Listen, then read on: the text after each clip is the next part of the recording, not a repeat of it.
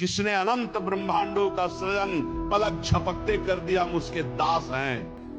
भूखे रहेंगे तो भी उसके दास हैं, छके रहेंगे तो भी उसके दास हैं, महलों में राखे चाहे झोपड़ी में वास दे उसी के दास हैं। हम लोगों की ट्रेनिंग इसी बात की होती, कभी घी घना, कभी मुट्ठी भर चना, कभी वो भी ना बना तो भी जय हो जय हो।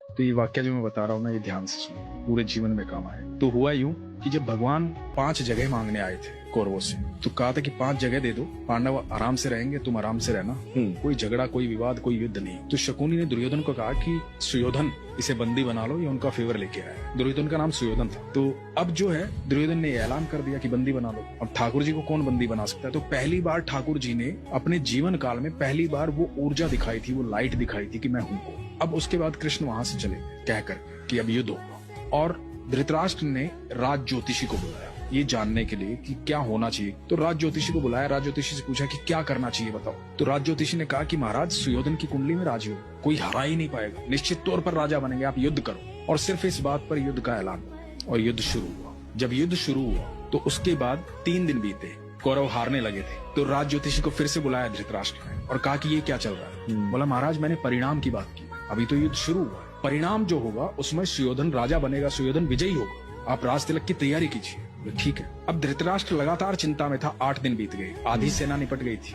कौरवों की। अब ये दिखाई दे रहा था साफ साफ कि कौरव हार जाएंगे, पांडव जीतेंगे। तो फिर से बुलाया गया राज ज्योतिषी को।